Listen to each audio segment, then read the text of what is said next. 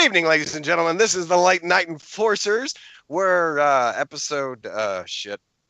Dude, I always do this. I never look up what number we're on. 23? 23 with a question mark. So now when you post it, it's got to have the question mark on it. So it's 23. I'm Ron Burgundy. We're gonna call this one. But first, let me take a selfie. We're so stupid. I don't even think that one. God damn it! It took it again. I'm gonna call this one Guardians of the Galaxy Volume 2 spoiler review. Yes. Question mark. So before we go any further, question mark. No, the question mark's got to go first. 24 has to be the or 20, whatever the fuck number is. So this is going to be a spoiler cast. You know what? I just realized I probably should shut that door. So we are going to talk about major plot points, things along those lines. We're going to try to keep it short. We're not going to talk about all of the story so that you guys still have something that should catch you off guard when you go to the movies. So that should be good. So I think I'm the only one drinking. So real quick, I'll just throw this out there. I already drank. So, yeah. Asshole. I'm drinking the Nitro series from Breckenridge Brewery. I'm drinking the MVP, which is, holy shit. That looked like hot sauce. Yeah, it did. When you were shaking it. Which one is that? Johnny Smoking Gun? Kind of like hot sauce. But I'm drinking the Nitro Vanilla Porter, silky smooth and sessionable.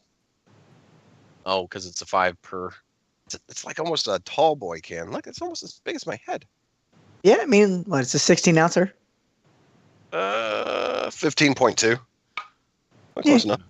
Yeah, it's about right. Very thick and creamy. That's how you like it. I can't fight. I'm glad it wasn't like in the middle and taking a swig of it. Yeah, that would have been bad. Shit would have gone everywhere. I'm actually going to take a swig of my Johnny Smoking Gun. It's just the Japanese whiskey that I got, I reviewed a while ago that I didn't really like. But I can't really taste or feel much of anything right now because of allergies. My voice is all fucked up, as anybody listening on SoundCloud or watching us on YouTube can tell. Fuck the weather in Texas. Right in the goat ass. If it wasn't so damn windy. Woo! Woohoo! Oh, man. Yeah. Yep. There we go. I'm awake. So. You sure? Yeah. So when you saw this movie, what, Wednesday? Wednesday. Okay. Today, by the way, for everybody watching or listening, is Friday, May 12th.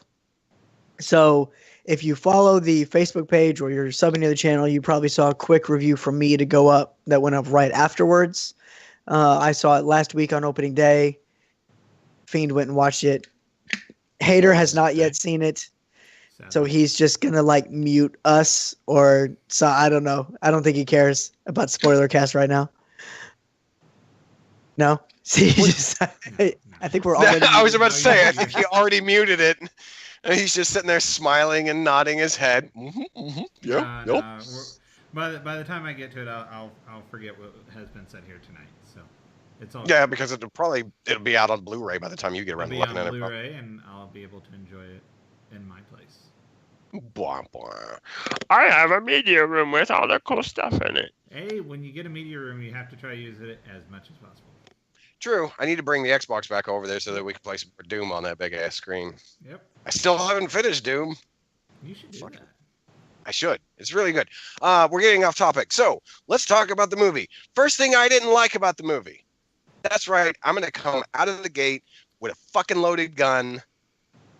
In the first movie, the most adorable motherfucking thing was Dancing Brute at the end. And we're just going to get that shit right out of the way, right at the beginning. We're just gonna, here we go. There's this whole big fucking thing going on, and we're going to have a fucking, a little baby Groot just dancing around while all this shit's going down. That was adorable. I don't know what you're fucking bitching about. That was awesome. So the whole point is that he can't fight.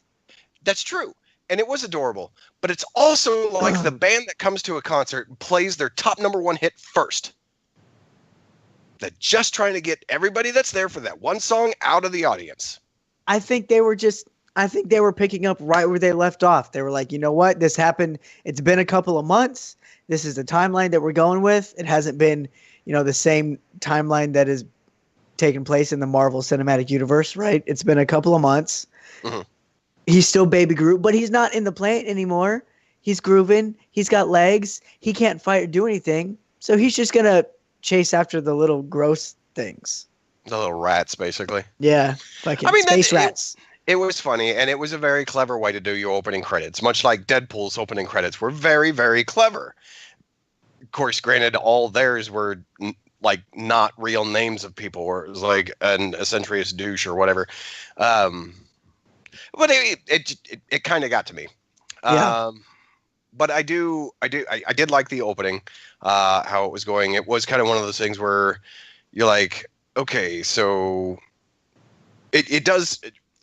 For those of you who haven't seen it, why are you watching this? It does start at the scene that's in the trailers where they're standing on that platform and he's looking down at the old 1985 football handheld game, and he says, "Okay, a-holes, are you ready?" or whatever. So it's that's the scene that we're talking about, and the big fucking flippity floppity cock monster is fighting everybody and stuff like that. So they get through that fight. We're not doing the scene. I just said that we're not doing it. So Ryan, you're fucking going.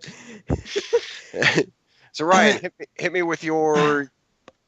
The number one thing, since we're going with dislikes, the number one thing that I didn't like was how I felt like they tried to get too deep into Star-Lord's emotions, and this happened later, right? This was when they were on Ego's planet, or I guess when they were on Ego, and it was all about how Peter didn't have a dad, and I understand that that's a big part of his character, and that's a large part of his character development and why he is the way he is, and this is the direction they were going with for most of the movie, because it was required for Ego to be able to manipulate him into being the additional power source that he needed. I get it. But for too long, it became about the fact that he got to play catch with a ball of light that he made with his dad, and how this is affecting him emotionally versus just, I don't know, throwing it off to the side, how he has thrown everything emotionally off to the side before. Yeah. I think he let it fuck with his character too much, in my opinion. I understand it was needed. Plotline, when you look at the big picture, yeah, you needed that in the movie, but I think they maybe dragged that on in the movie a little bit too much. Started to feel like Guardians of the Galaxy's volume Daddy's Issues. Yeah, Guardians of the Galaxy volume fucking Jerry Springer. Well, yeah, when it really boils down to it. I mean, because then you've got Gamora fight in the fucking sister fight, right? Yeah. That's all it really became. Yeah, it was to me, this movie really boiled down to one major thing. Is the first movie set up the insane situation that put these characters together, that made them into a group. That's really cool. But now this movie suffers from sequelitis, basically, where now we have to do character building that we didn't do in the first movie. So we're like jam packing all this emotional shit. You've got Nova and Gamora's sister fight, which okay, like we got it from the first one. I didn't need a rematch, but I guess the story needed it to kind of progress things along. You've got Raccoon gripping with his, like, these guys are assholes, I fucking hate them, but really I fucking love them. Yeah. And then, you've also... I think that was a good part, though. Yeah, I think Rocket's development was good because it helped develop the family of the Guardians, and I think that was needed. But I can see how it gets annoying. Well, yeah, because if we're doing emotional stories of every fucking character right now, except Drax, because they did emotional stories about Drax. It was like 2 minutes long. Yeah, but it was in the first. Well, oh no, you're right. Okay, when him and Mantis were hanging out, that's right. Yeah, that was a cool character. I liked Mantis. She was very interesting. She was the one reason why I actually wanted to see it before I took my son to go see it, because the conversation that they had when she touched Peter Quill, that's in the trailers. Everybody's seen it. I'm in the middle deep of talking. Sexual love. Deep say, you just told the darkest. I thought Drax was great. I thought like specifically with Drax, I thought he was a lot better this movie than he was the first one. Yeah. And I get it. I get that he was just being introduced as nothing is hypothetical or metaphorical with him. He is a 100% literal person because that's what a species is. Mhm. They took it to the next level with this, and I thought they did really well. From Yeah. the start of the movie where he was trying to claw his way out of a monster that had skin too thick to be able to cut. And he was like, I'm going to jump inside and I got this. From the beginning of there all the way through, Drax was 100% perfect. And actually, when you do see it, if you haven't seen it already, pay close attention to the interactions between Drax and Groot. Those are some of the best ones. It kind of has like a big brother, little brother type situation going on, which some of the subtle things that were going on between the two were just, to me, they were fucking hilarious. I was laughing. No, The yeah. theater that I was in had maybe 5 people in it total. And I didn't hear anybody else laughing, but it could be the way that the seats are now in that theater where like people aren't right behind you. There's a fucking wall behind you. So it's easier to cut out everybody's sounds. But then I felt like the asshole because here I am laughing my ass off. But the guy sitting down the way, I can't hear him because he's probably just doing what Patrick's doing, which is just Yeah, that's how mine was. I went to the iPic that's in Fairview that's right by us. Oh, the one where we saw Age of Ultron. Yeah. So I went there with my dad. And we got some of the really good seats. We actually got, not only did we get the premium ones in the back where we had the actual wait staff, we also I was able to get the smack dab center ones. Mm-hmm. So you weren't like off to the side or anything like that, which is nice. I mean, I don't really care if there's no choice to be made, whatever. If there is a choice, I try to pick the center just like everybody does. But I felt like I had to keep myself from laughing too loud, too much. Yeah. Because I didn't want it to seem like I was the one guy in the theater that was forcing it and it was getting annoying to everybody else. Yeah. But I legitimately thought the whole movie was hilarious. I liked Ego's character, but I mean, it's Ego. It made me laugh, but because I didn't read the comic. So my review, remember, is coming from a guy who hasn't read any of the Guardians comics before. So this is the first time I've been introduced to the storyline is with these movies. So while Ian knew who he was from the preview and knew who he was before that. So that's the thing, though, is what I knew from the comic books I don't remember it now being this way as far as the movie's concerned. I don't remember his dad being a planet. What I remember is that Star-Lord's dad is Scott Summers' dad. That's what I remember. For those of you that don't know, Scott Summers is Cyclops. Yeah. So that's what I remember. I could be far fucking wrong because the only times I ever read the Guardians of the Galaxies was when Ghost Rider had his little stint with them. And I'm a huge Ghost Rider fan, so I read those that way. But okay. Yeah, so until recently, I didn't really read any of the comic books. My son won a graphic novel at school for one of the most recent series, and so I read that one, and it was pretty good. I'm trying to remember what that one was all about. That one had father issues in it too, and I can't remember if his name was Ego or not, but he wasn't a planet. He was he's like. Oh man, how do I put this? It's kind of like let's think of many different. Actually, this has nothing to do with the movie, so I don't know why I'm going off on it. So forget it. It's I think it was 2015 when that series ran. If you want to look into it, yeah. What did you think about what was it? The fucking golden race. Damn it. Yeah. The Exquisite. The Sovereign. The Sovereign. That's it. Yes. Okay. Yes. Yes, we did it. We saw this movie. We promise. Teamwork. Yes. Yeah. Woo! Totally missed it. I thought they were good. I thought they were hilarious when it came down to the fact that they were playing a video game when they were flying their spaceships and the sounds that they made, the sounds that the machines made.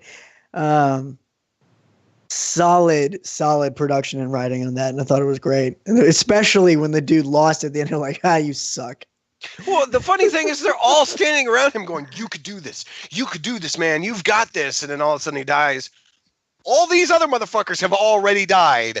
This last guy out of like 1,000 fucking dies, and everybody's like, you suck. And it's like, you've been dead for 10 minutes. Shut the fuck up. It's okay, baby. You could come in here. Daddy's not yelling at you. Oh, Tifa. What did you think about the essentially the warps, right? Because I mean, in anything space that we've ever dealt with, have always been like you go into a form of hyperspace or a warp drive where you slip into a subspace dimension, move faster, and pop out in a different point versus just jumping through fucking portals into different fucking worlds. Yeah. And that was weird, but it was also one of these things where I would have liked to have seen it gone weirder. Like, yes, they started distorting the look on Yondu's face and Rocket's face, and it was like, okay, but when they like cut away from them in the middle of that, and then they came back to them, and it was the same warping, dude. I wanted to come back to like some Rob Zombie-esque fucking like lava lamp crazy shit with like all the Technicolor dream coats going on. Right. That's what I wanted, and then all of a sudden it stops, and it just like snaps right back into reality to the point where like they fall out of their chair or some shit like that. Like in 700 jumps. That was great. When he was like, you're not supposed to be able to handle more than 40 at a time. Yeah, we'll be fine. We're about to do 700. I really liked Yondu's character in this one. Oh, me too. Especially when he got his new fin. He was like, oh, yo, bitch is gonna die. Oh. That was a hell of a scene. Taser face. Dude, that shit was hilarious. And the fact that it came back later when he's like talking to the Sovereign who have hired the Ravagers to find Rocket and his friends because a plot point.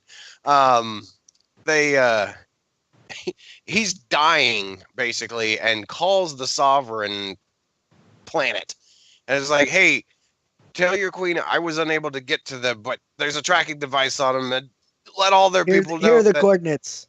Yeah. Let all your people know that they were led there by Taserface. And the lady that's on the other end of the phone just kind of stops for a second. It's a video phone. It just kind of stops. And there's this whole I don't want to ruin Rocket's shit about him. Oh no. It's amazing. It's some really good stuff. Favorite characters out of the entire movie, which I'm sure will be most everybody's, right? Are Groot, Rocket, Groot, and then Drax. I was gonna say, you could get away with 2 Groots. You can't get away with 3 Groots. That doesn't work.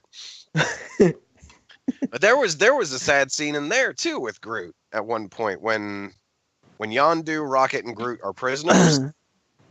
The Ravagers decide to make Groot their mascot.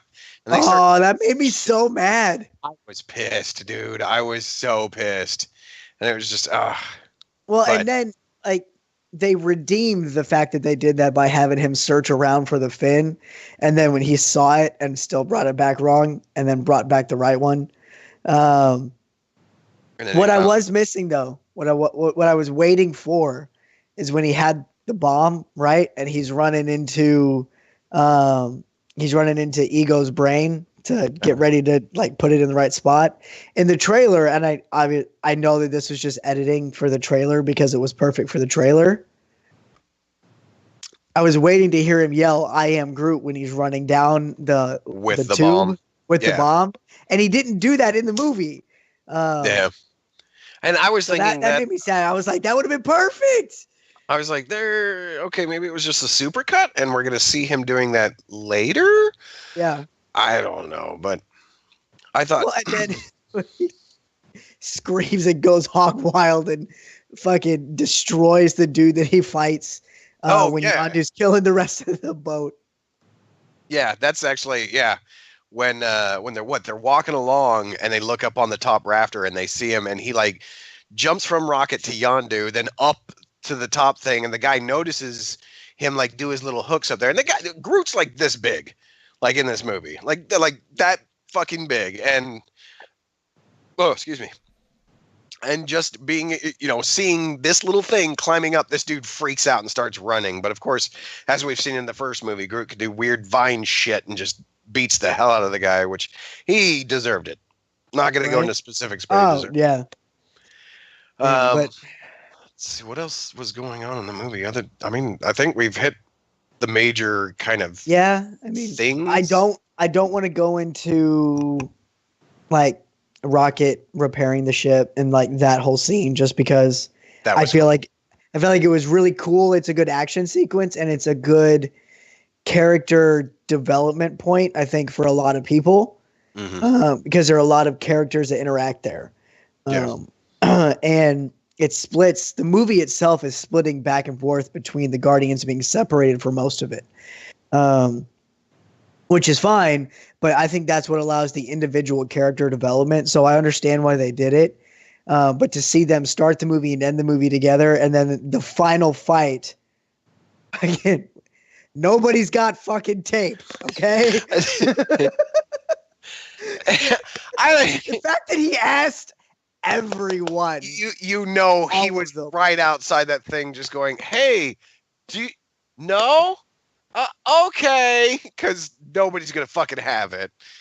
And the fact that he like responds back, did you ask so and so?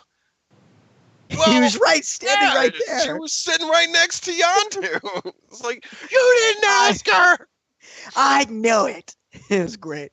So all in all, rating wise, right? Because I know that we like to rate them with our insignificant little stars that I don't know.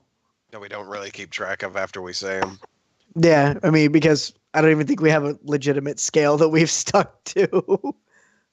No, because I tend to give everything the exact same rating. Yeah. So out of 10, 10 being the best, what would you rate it, sir? I would really have to go with a 7.5 because yes, it did go through and build a lot of character on a lot of the characters. Well, on some of the characters. But one thing that it did do is it went and took Star-Lord and made him seem less cool than he did in the first movie. Again, like I joked about earlier, they made this a daddy issue movie. And he's a little bitch. He's a little bitch. Yeah, he was for a good chunk of the movie. It's like, what the fuck? This is not the confident, cocky asshole, the Han Solo fucking motherfucker from the first one.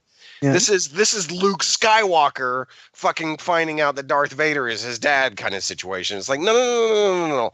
Be confident. Fuck this shit. Just, roll with the punches and do you, Chris Pratt. So that's what I have to say. I can't fucking hear his name any other way now that I've seen that meme. What meme? I'm sorry. I shared it, and I don't know if you see it, but I'll share it on the Late Night Enforcers page as well. But it's a Tumblr, one of the Tumblr memes, right? Where kid's talking to his dad, and his dad says, I feel so bad for him because his parents named him that. Named him what? Crisp Rat? Crisp Rat. You'll now never, ever, ever hear his name any other way. God you damn are screwed. Yeah, you ruined it. Ruined it. So I'm actually, interestingly enough, I'm going to agree with your 7.5 with a possible 5-point bump or 0.5 bump to 8. And here's why. Here's why I'll allow the possible. And we'll let the viewers decide in the comments below what my rating should be out of that statement. Yes, they made it a daddy and a family issue movie. I do think that was a little bit annoying. I thought it brought away from the humor of the Guardians and what makes this gaggle of misfits work. But I think what they were focusing on was them becoming a family. And I understand it from a plot development standpoint with the big picture of the Infinity War coming up. With that, I think they focused too much on Star-Lord's daddy problems, especially after Ego slapped him upside the head and was like, hey, you are like, boop, see all of it now. Once he did that and he was like, I am this thing and human, it's like he shifted from being the Star-Lord we knew. And I get that it maybe had to happen so that it could flip back at some point from a plot development point. I understand that writing it, hey, he's going to go through this personal crisis and come out of it on the other side in this one way. I understand it. It's still annoying. So that's the gray area of that 0.5 that I'll give it an 8 on. Otherwise, I mean, I definitely think everybody should go see it. They deserve the money of you going to see it in a theater. Yeah. Oh yeah. Definitely don't find a way to rip it. Don't be that douchebag. I'm all about watching free shit. If you talk to my dad, I got him in trouble with his ISP at one point downloading the original Wolverine. The first actual Wolverine movie. Oh, okay. Origins? Yeah. He should have just gone to Walmart. You can buy that shit for $2. No, it was before it came out. Oh. Yeah. Oh, kind of like what I did with like Star Wars Episode 2, The Matrix Reloaded, and Revolution. Yeah. We're gonna edit this part out so we don't go to jail. I own copies of it now, so it's fair to have a digital copy when you own a copy of it. I mean, it's in the letter of the law. Oh, I've got it. I've got them all. So I mean, yeah, we went and paid for them later, but I've watched plenty of bootleg movies, right? I did it in Iraq because it was the only way I could get them. I've even watched the first 40 minutes of Fast and the Furious 8 because some jackass posted it on Facebook. But this movie deserves you to go see it, especially go see it in the theater if you can. If you can't, pick this shit up on DVD, on fucking Blu-ray. And if you got a media room like Hater has, put that shit on that screen. That big ass black cock 700-inch screen. Yeah, it is worth it. Right up in the face. It's only 120. Oh, sorry. We're going to have to paint the side of your house white. Well, no, your back is white. I mean, the back of your house. My voice is not set up for this. God damn it. Shut up for a minute and just... But yeah, so in the comments, let me know what you think. Should I be an 8? Should I be a 7.5? Whatever. Honestly, I think it could go either way. It's kind of did you enjoy it enough to overlook that completely? If you did, it's an 8, 8.5 and up. It definitely wasn't a 10 out of a 10 just because it's very hard to do a movie like that. It is a movie I will buy. I will probably get it on digital just like I did the last one, and then I'll probably still buy a Blu-ray copy. So holy shit, Mr. Moneybags. Fuck. No, but they're like $20, and I believe in supporting the franchise. I did the same thing with Deadpool. Here's the problem with Deadpool. I've got it on iTunes, I've got it on Amazon Prime for my TV, and I've got a hard copy. Dick much? Like, I mean, I really can't say shit right now because I'm wearing my Deadpool shirt, but Deadpool 2 is going to be awesome. Yeah, well, I can't wait for that standalone Batman movie because Deathstroke's going to kick the shit out of Bruce Wayne. Woo! Oh, we are so going to fight. We are so going to fight. Yeah, we Fight me, IRL. Fight me. No. I will lose horribly. That's not even fair. You're goddamn right. From time to time. Look, you're gonna threaten me with weapons. I've got your Xbox here. What the fuck, dude? I have a fork. Damn it. I have a dog. I have a dog. I will make her think that you are a chew toy and let her at you. Sweet. Well, if you haven't already, definitely hit that subscribe button, hit the little bell that's right next to it for them notifications. Fairly soon, once I get me a Connect that I can load up here, we're going to be starting the Summer of Horror, where it's going to be myself on Friday nights doing Outlast 2. After that, because Ian's a little bitch and he's going to make me start. You lost. We can have this debate later. He's going to start up Resident Evil 7 on Wednesdays, right? Wednesdays. And then I believe Hater is going to start up Prey probably Saturdays. Yep. Because he doesn't want to ruin his work week by doing it on Thursdays. Yep. Makes perfect sense. Well, that makes sense. Yeah, it makes perfect sense with the commute he has. Yep. So we will allow everybody a 1 day break of horror. But make sure you stay tuned to that.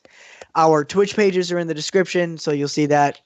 Go ahead and hit those like buttons with those notifications as well. We do stream on Twitch, and then we archive a lot of that footage over to the YouTube channel. We don't archive everything, but all of the horror stuff, we will archive. Yeah. In fact, that reminds me, I need to get that second section of Candleman up there, which was really fucking cool. I mean, it was super. You know what? I'm going to shut up. We're gonna save that for the next cast. We're gonna save that. We'll do an entire horror review cast for all of these games, or not. I don't know. We'll fucking. I'm gonna shoot 2 reviews by myself. I realize we're talking about this like right in front of the children. Behind the scenes.